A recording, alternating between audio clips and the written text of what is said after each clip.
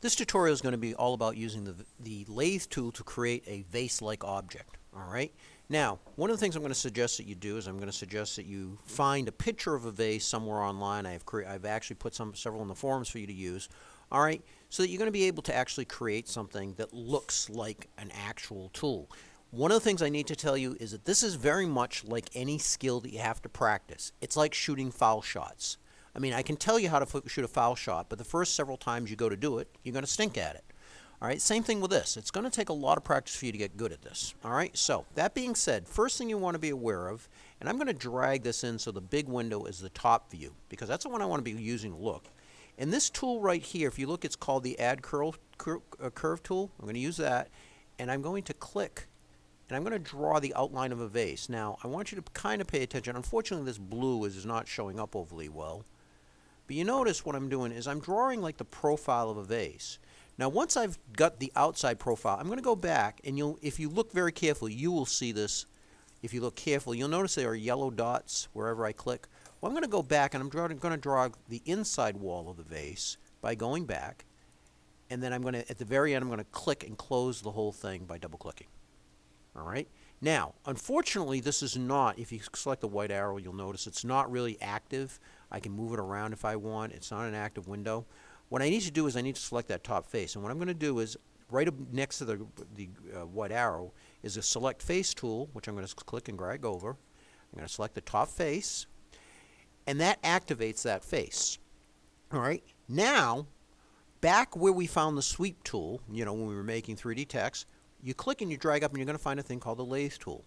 And what that does is that creates a little, basically a axis and then a wrap around tool. Now I'm going to drag this over so you can see a little bit better what's going on. If you notice from the front, you'll notice the whole thing is only going 360. All right? I'm sorry, 270 degrees. Actually, what I'm going to do is I'm going to right click on the Lathe tool, and you'll notice it says 270. When I change it to 360, it goes the rest of the way around, which is very good. The other problem, though, and if you go back to looking at it from the top again, you'll notice, is that the axis is on the wrong side. I wanted the axis to be more towards the middle, more towards where I have this paint tool thing. So I'm going to move the, let me see, where is it? The rotation. I'm going to rotate it around so that that axis is more towards the center. And I want the radius to be a little bit bigger, so I'm going to drag the radius out to make it a little bigger. And once I've got all that stuff finished, then all I have to do is double click on the lathe tool, boom, and it creates this kind of cool looking vase. All right. To make it an object, you notice all the blue and the green, those are still, I could actually distort this if I'm not careful. So I'm going to make it an object by clicking on the white arrow, and then all I have to do is stand it up. Now, one of the things that happens, the axis that it rotated around is z-axis. If I make that 0, it appears that nothing happens. What I need to do is I need to flip this up on its side. In order to do that, I have to type in where it was 90 on the x-axis. I'm going to type in 180. Boom. And now if you take a look from the perspective view, you'll notice, whoops, I better zoom out so you can see it. You'll notice that I have my vase. If you if you go over to the render tool here where you render the object, you've got a nice pretty white vase. All I need to do to make this a little bit more visible is I'm going to click on this, I'm going to give it some sort of color, and I'm going to paint it. Now, that is basically it. Now, the first thing I want to do is I'm going to save, one of the habits I want you guys to get into is when you create objects, you're not going to create several different objects in the same scene. What I'm going to do is I'm going to go File, Save As, an object, because I have it selected. Make sure you have it selected when you do this, and I'm going to call it Vase 1. And I'm just going to save that in my H drive somewhere, JRasconi on H, and I'm going to call it Vase 1. All right? And so I have the object now saved.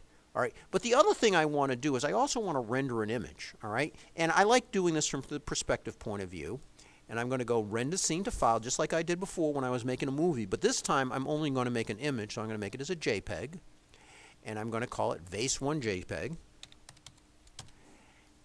And I'm going to render it a specific size. The size I'm going to render at is 640 by 480. That's a decent sized image, but it's not so huge and it's going to take up a ton of space. And then I just hit render, and it's going to say, what do you want for quality level? And I always like 100% quality just in case I decide I want to print it out, and say OK. and it's going to render the image. And then I can upload that image to the forum where I'm going to look at each other's images and I'm going to make comments. All right, so that's how you basically make vases, and what we're going to do is I want you to experiment with the tools. I want you to go online, find pictures of vases. The goal is not just simply to make something that looks like a vase. The goal is eventually to get to the point where you can look at a picture of a vase and create it in 3D using TrueSpace.